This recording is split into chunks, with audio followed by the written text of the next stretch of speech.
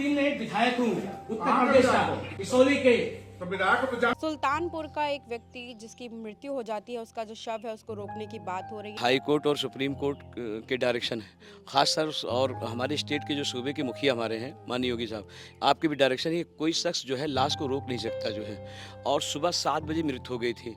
हम जब 9 साढ़े 9 बजे के लगभग पहुँचे हैं, 9 बजे के लगभग पहुँचे हैं, तो हमारी उनसे वार्ता हुई। हमने कहा आप लाश दे दो, आपको लाश रोकने का पावर नहीं है। 10-20-25 हज़ार का मामला हो तो हम दे दें।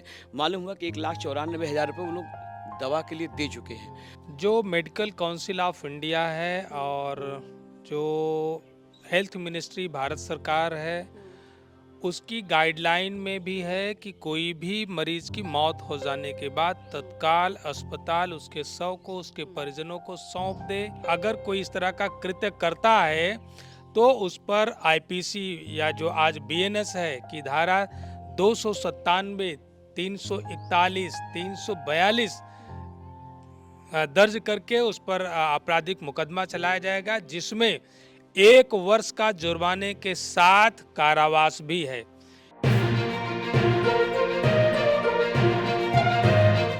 नमस्कार, मैं हूं दिव्या श्रीवास्तव और आप सभी देख रहे हैं यूपी 24 नेटवर्क। आपको बता दें, बीते दिनों एक वीडियो जो है वो काफ़ी ज़्यादा सोशल मीडिया पे वायरल हो रहा है। एकाना हॉस्पिटल का वीडियो है जो कि गोमती नगर में है।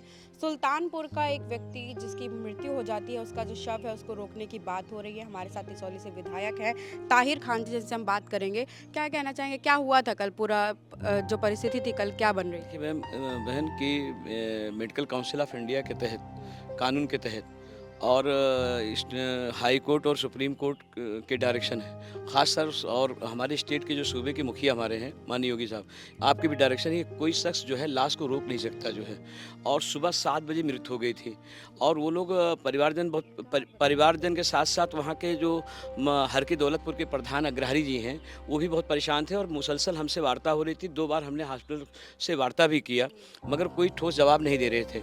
तो हम जब 9 साढ़े 9 बजे के लगभग पहुँचे हैं, 9 बजे के लगभग पहुँचे हैं, तो हमारी उनसे वार्ता हुई। हमने कहा आप लाश दे दो, आपको लाश रोकने का पावर नहीं है। 10-20-25 हज़ार का मामला हो तो हम दे दें।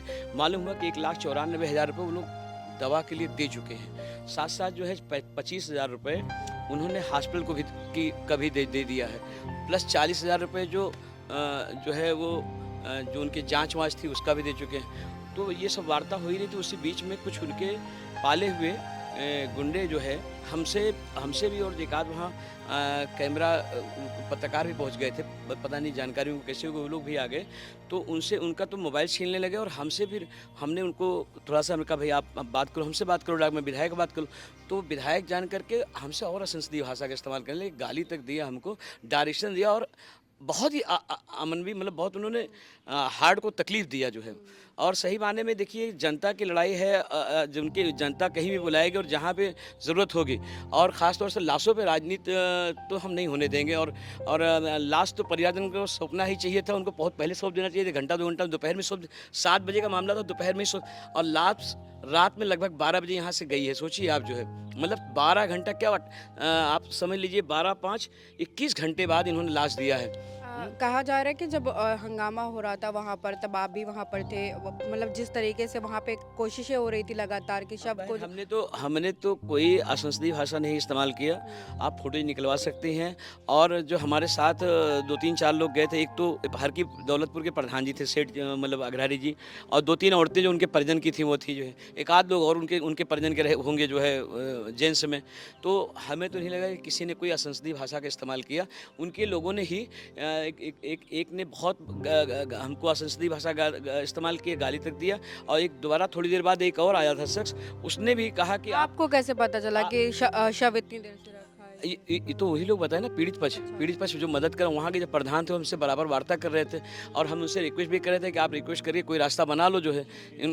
मगर वो दे कहाँ रहे थे, लाश को नहीं दे रहे। दूसरी बात वो जो जो वहाँ पर एक दूसरा शख्स आया, उसने यहाँ तक कहा कि आप हमको निध दे दो। हमने कहा यार निध कैसे दे सकते हैं, ये तो जनता की है, और निध का भी मुझे पावर है देने का 1 लाख 2 लाख रुपए, मगर वो सिस्टम से एक चैनल होता है, वो जिलाधिकारी को हम लिखेंगे या सीडीओ को लिखेंगे सुल्तानपुर से, वो जाँच होती है और निध वो बाकायदा इलाज के लिए अस्पताल में जाता है पैसा, एक सिस्टम होता है। वो निध मांग रहे थे हमसे, वो जनता का पैसा ऐसे थोड़ी हम बांट सकते हैं किसी को, हमारे पास पावर भी नहीं है जो है कि हम दे सकें। वो आप हमारे माननीय सचेतक साहब बैठे हुए हैं, उप सचेतक आप जानकारी ले सकते हैं कि हम डायरेक्ट नहीं दे सकते जो है। रहा ये कि कानून के दायरे में हम संवैधानिक दायरे में ही बात कर रहे थे और पीड़ित पक्ष को न्याय दिला रहे थे। हम यकीन है एक सवाल ये है कि जिस तरीके से ये बात चल रही है कि अस्पताल जो है वो प्राइवेट अस्पताल है, तो उनको जो कमाने का जरिया, वो नार्म जो है उन्होंने नार्म पूरा नहीं कर रखा है, जो मुझे जानकारी है नार्म नहीं है, उसकी तो जांच के विषय है, मगर सही मामले में, क्योंकि डॉक्टर साहब हमारे बैठे हुए हैं आपके राइट साइड और साथ सचेतक हमारे मजबूत स्तंभ हैं और बहुत ही पुराने मतलब कई बार के विधायक हैं, वो ज़्यादा आपको जानकारी दे पाएंगे और कानून के बहुत ही, और मैं यकीन आपको दिलाता हूँ कि विधिक कार्रवाई होगी और जो लोग गुंडे की उनके खिलाफ भी कार्रवाई होगी, अस्पताल के खिलाफ भी कार्रवाई होगी। हमें यकीन है उत्तर प्रदेश सरकार और माननीय हमारे स्पीकर महोदय भी संज्ञान में लेंगे, साथ साथ जो है स्वास्थ्य मंत्री भी इसको संज्ञान में लेंगे, साथ साथ प्रमुख सचिव स्वास्थ्य से भी हमारे पार्टी के लीडर लोग बात करेंगे, वार्ता करेंगे, कार्रवाई होगी, तगड़ी कार्रवाई होगी। देखिए हमारे साथ आर.के. वर्मा जी हैं, विधायक हैं, क्या कहना चाहेंगे, किस तरीके से इस प्रकरण को देख रहे हैं? देखिए, यह प्रकरण बहुत ही अमानवीय है और आपराधिक श्रेणी का है। जो मेडिकल काउंसिल ऑफ इंडिया है और जो हेल्थ मिनिस्ट्री भारत सरकार है, उसकी गाइडलाइन में भी है कि कोई भी मरीज की मौत हो जाने के बाद तत्काल अस्पताल उसके शव को उसके परिजनों को सौंप दे।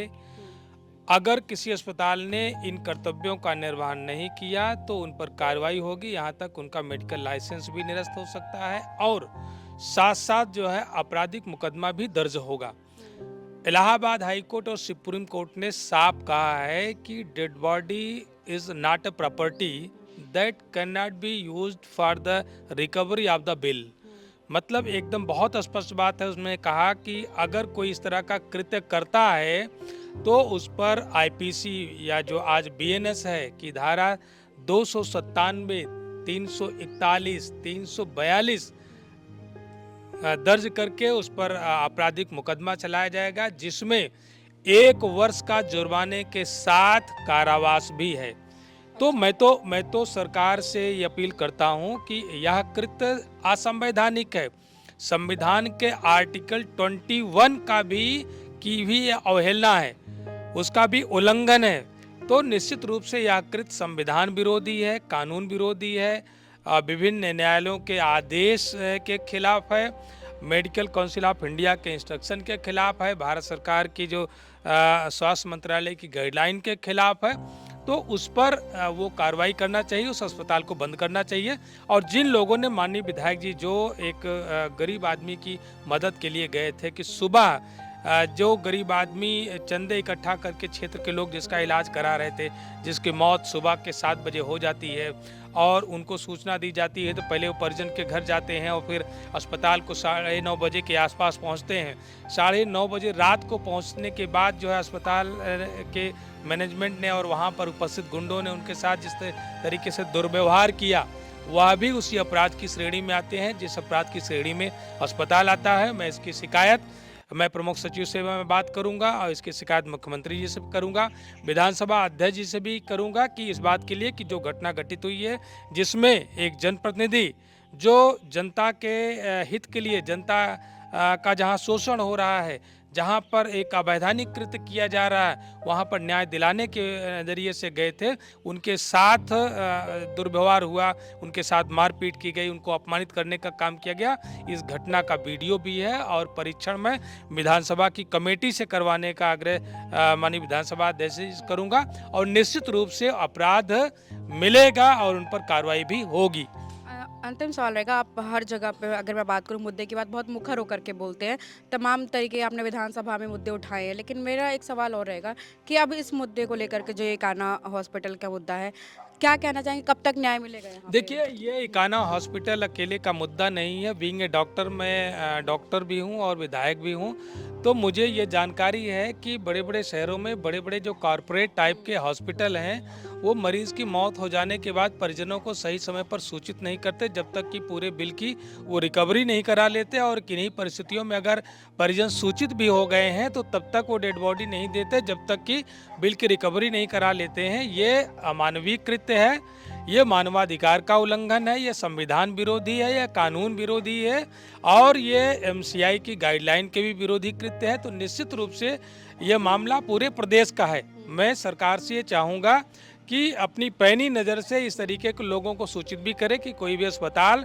एक इंस्ट्रक्शन भी जो है स्वास्थ्य मंत्रालय जारी करे कि हर एक अस्पताल, कोई गरीब आदमी की किसी की मौत हो जाती है और पैसा नहीं है भी चुकता करने का, तो डेड बॉडी नहीं रोक सकता, और रोकता है तो वो दंडनीय अपराध है, उसके खिलाफ वैधानिक कार्रवाई की जानी चाहिए। देखिए, हमारे साथ आर के वर्मा थे। इनसे तमाम मुद्दों पर अगर हम बात करें, काना हॉस्पिटल में जिस तरीके से कृत्य हुआ है बीती रात और जिस तरीके से हंगामा हुआ, उसको लेकर के बात कर रहे थे। अब देखने वाली बात रहेगी कि आप पीड़ित पक्ष को कब तक न्याय मिलता है। तमाम खबर जानकारी लाते रहेंगे, जुड़े रहे हमारे साथ, यानी यूपी 24 नेटवर्क के साथ। कैमरा पर्सन मुस्कान के साथ मैं हूं दिव्या श्रीवास्तव। धन्यवाद।